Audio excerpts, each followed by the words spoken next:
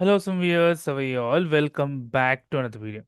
Guys, in this video, we are going to discuss how to read a CSV file using the following attributes asked by the user.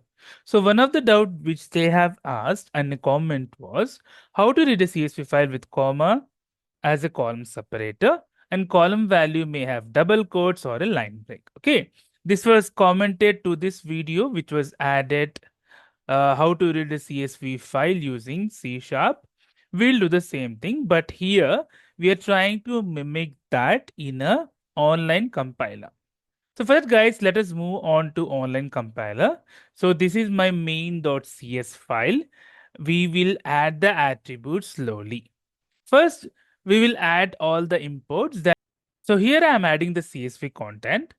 As is online compiler, I don't want to read it from CSV file.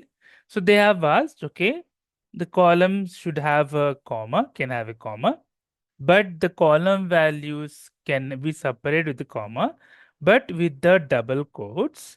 And also there can be a line break in between.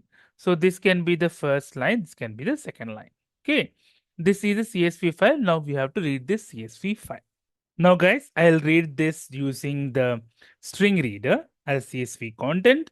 I'm reading this particular reader, and also I'm adding the console.write log for name, which is the column header, address, and note.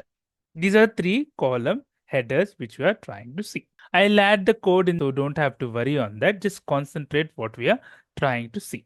So I'm taking a method which takes the reader, which we have here. So basically it's a type of a text reader. So I'm adding a dictionary objects for that. Okay.